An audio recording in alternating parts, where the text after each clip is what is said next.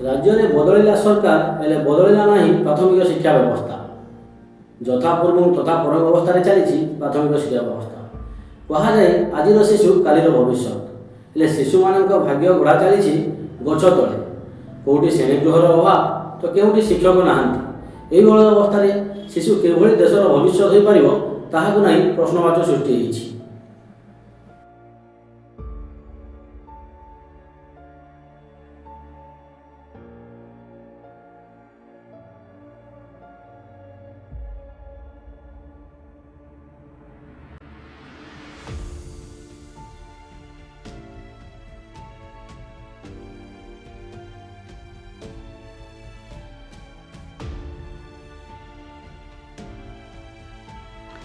ଏହା ହେଉଛି କଳାହାଣ୍ଡି ଜିଲ୍ଲା ସଦର ମହକୁମା ଅନ୍ତର୍ଗତ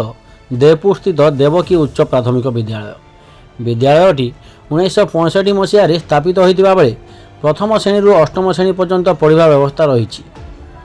କେବଳ ରହିଛି 2ଟି ଶ୍ରେଣୀଗୃହ ଯାହା ଶିକ୍ଷାଦାନ ପାଇଁ ଉପଯୁକ୍ତ ରହିଛି। ସମୁଦାୟ 238 ଜଣ ଛାତ୍ରଛାତ୍ରୀ ଥିବାବେଳେ ଗୋଟିଏ କୋଠରୀରେ ଷଷ୍ଠ ଶ୍ରେଣୀ ଆଉ ଗୋଟିଏ କୋଠରୀରେ ଓ ବାରଣ୍ଡାରେ ବସିଛନ୍ତି ପ୍ରଥମରୁ ଅଷ୍ଟମ ଶ୍ରେଣୀର ଛାତ୍ରଛାତ୍ରୀ। ରହିଯାଇଥିବା ସପ୍ତମ ଶ୍ରେଣୀର 58 ଜଣ ଛାତ୍ରଛାତ୍ରୀ କିନ୍ତୁ ବସିଛନ୍ତି ଗଛ ମୂଳେ କାରଣ ଶ୍ରେଣୀଗୃହ ନାହିଁ ତାଙ୍କ ବସିବା ପାଇଁ।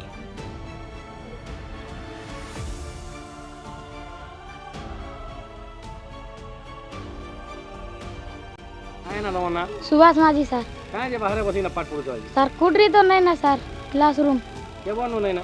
सर हेला ना सर गुडे बना जाइतिला तो एटा 6 क्लास पिला बसचन आर नहीं बने देबार तुम की नहीं सर के बनु एटा बाहर बसुछ सर हेला ना सर 2-3 मास हमर क्लासरूम गुडे अच्छे बोलु छन जी हेला सर 6 क्लास पिला बसचन हमर जन पुराना क्लासरूम थिला हेला बाई गलान सर एने बसी ना पाठ पढ़वा के इच्छा लागु तुम नहीं सर बोल भी नहीं लगा सर बोल कुटरी गोड़े तैयार हेले वो सर हम बोल से पाठ पुटा पढ़ी करी सरकार एंता चाकरी गुड करमु आरु बोल मनीष गुडे हमु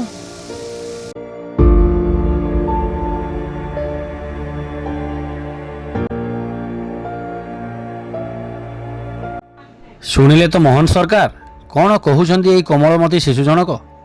श्रेणीगृहटे नाही बोली से माने भल से पाठ पढ़ी पारु नाहंती। भल श्रेणीगृहटे हेले से माने भल पाठ पढ़ी भल मनीषटे हेबे हेले आपण बा काहेकि शुणिबे एमानक कथा एमान तो आपनको भोट देबे नाही। सुभद्रा योजना कोटी कोटी टंका खर्च करुथिबा बेले शिक्षा क्षेत्र में किंतु टंकाटे मध्य देउ नाहंती। एमानक बापा माँ कौन एथिपाई आपनको भोट दे जिताइथिले जे मान पिला माने गछ तले पड़ी पाठ पढ़िबे। किंतु सबुठारु आश्चर्यर कथा है कलाहांडी जिला शिक्षा अधिकारी सुशांत चौकीदार बाबू ए विषय जानी नाहंती। सर आप देवपुर स्कूल रे हम आइथिलु आपण स्टूडेंट माने बाहर गछ तले बसिना पाठ पढ़ु केने देवपुर देवपुर देवकी उच्च प्राथमिक विद्यालय देवपुर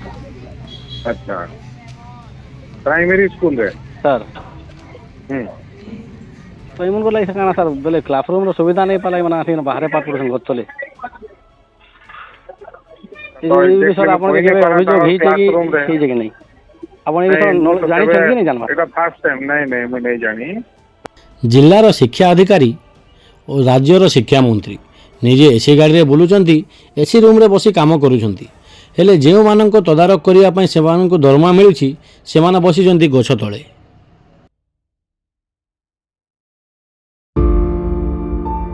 घटना विषय आम स्थानीय वीडियो को पचारिथिलु से कौन कहउचंती आसंतु सुनिबा। सर आम देवपुर स्कूल के आइथिलु एना छुआ माने बाहर पढ़ुछन जेहेतु ताकर क्लासरूम नहीं ना तो मु डीओ सर को फोन करथिली जस्ट डीओ सर कहले सर आमे एबे क्लासरूम दउनु और आम पाखरे फोन नहीं जहाँ पचारिबे वीडियो सर को पचारंतु आपन नॉलेज अछि सर ए कथा जे माने बाहर पढ़ुछंती बोली आमर 65 टा अछि जेनो कि इंफ्रास्ट्रक्चर बहुत खराब अछि बुझले सर एटा समग्र शिक्षा डिपार्टमेंट देसी हैला तो इंफ्रास्ट्रक्चर लगी मिनिमम 11-12 लाख दरकार सर जेनटा कि पंचायत राज रु नै ना सेटा एजुकेशन डिपार्टमेंट देसी सर आउ बाकी हमर पंचायत राज जेनटा देसी तार लिमिट अछि 1.5 लाख टका माने गोटे स्कूल के हमर जेन अछि 200 पाखा पाखी 50 टा स्कूल अछि हमर ये रे तो सेथिरे जहां भी पंचायत राज रो ओनली स्कूल लगी पैसा अछि हमें केतेटा करि पारसु मिनिमम 30-40 टा करसु गोटे वर्ष रे सर ତାନୁ ଅଧିକା ପଇସା ତ ନେନ ଆଉ ସବୁ ସ୍କୁଲ କେ ଡେଟ୍ ଲାଗି ଦେମୁ ଆମର ଲାଗି ଲିମିଟ ସେଟା ଆଉ ଯେନ୍ଟା ବୋର୍ଡଟା ଆସୁଛେ ଯେନ୍ଟା 11 ଲାખ 12 ଲାଖର ରୁମ୍ ମାନେ ଆସୁଛେ ବୋର୍ଡଟା ସେଟା ଟେଣ୍ଡର ଅଛି ସେଟାକେ 10 ଟଙ୍କା 12ଟା ଅଛି ତ ଇନ୍ ଟୋଟାଲ ଆମେ ଦେଖବାରକେ ଗଲେ 40 to 45ଟା ସ୍କୁଲ କଭର ହେଇ ଅଛି ବାକି ଏମିତି ରହି ଅଛି ୱାଣ୍ଟ ଅଫ ଫଣ୍ଡସ୍ ମାନେ ଫଣ୍ଡ ନାଇଁ ଥାଏ ବୋଲି ଏଇଟା ହେଲା ଆମର ଅସୁବିଧା କାଣା କରବା କହ ଆପଣଙ୍କ ନଲେଜ ଅଛେ ସାର୍ ମାନେ ବାହାରେ ପଢୁଛନ୍ତି ବୋଲି ନଲେଜ ତ ଅଛେ ନଲେଜରେ ଅଛେ ରିପେୟାର ମେଣ୍ଟେନାନ୍ସ ଲାଗି ଥର ଦିଆ ବି ହେଇଛେ ଆପଣ ମାନେ ବିଓ ଆଉ ମୋର ଜଏଣ୍ଟ ସିଗ୍ନେଚରରେ ଯାଇଛେ ସାର୍ କେତେ ପଇସା ଦିଆଯାଉ ବୋଲି ଆସିଲେ କର୍ମା ରିପେୟାର ସାର୍ ବିଡ଼ିଓଙ୍କ କହିବା ଅନୁଯାୟୀ ଅନୁଦାନ ଟଙ୍କା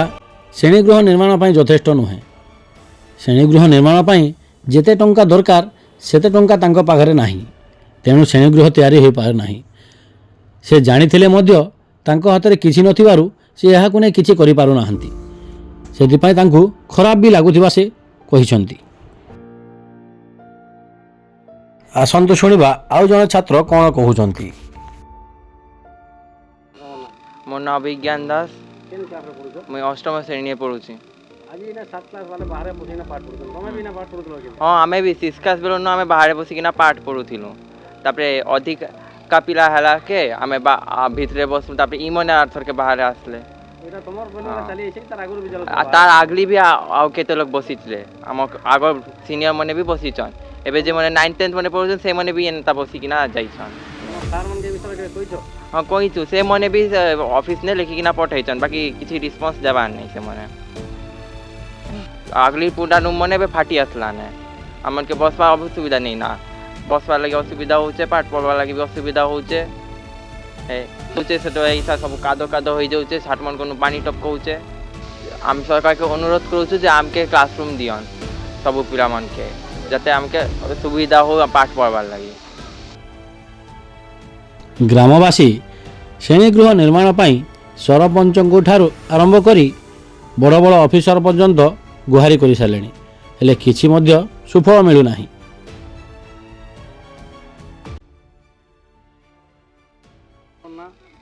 ଆଜ୍ଞା ମୋର ନାଁ ଦ୍ରୁପତି ମାଝୀ କାଁ ଆଜି ଛୁଆମାନେ ବାହାରେ ବସିଛନ୍ ପାଠ ପଢୁଛନ୍ ଆଜ୍ଞା କ୍ଲାସ ରୁମ୍ ନାଇଁ ନା ସେଥିଲାଗି ବାହାରେ ବସିଛନ୍ ଛୁଆମାନେ 5 ବର୍ଷ ହେଇଗଲା ନା ଆଜ୍ଞା ଛୁଆମାନେ କାଣ୍ଡାଲେ ବସିଛନ୍ ବାହାରେ କହିଥିଲୁ ଆଜ୍ଞା ମନକେ ବିଡ଼ିଓ ପାଖକେ ଯାଇଥିଲୁ କି ଆର୍ ଅଫିସର ମାନଙ୍କର ପାଖକେ ଯାଇଥିଲୁ ସେ ସବୁ ନେଇ ହେଇପାରବା ସେଥିଲାଗି ବାହାରେ ବସୁଛନ୍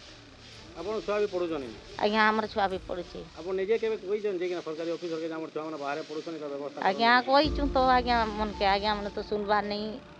ପଞ୍ଚାୟତକୁ ବି ଯାଇଛୁ କହିଛୁ ଶୁଣବାର ନେଇ ସେଥିଲାଗି ପିଲାମାନେ ବାହାରେ ବସିଛନ୍ତି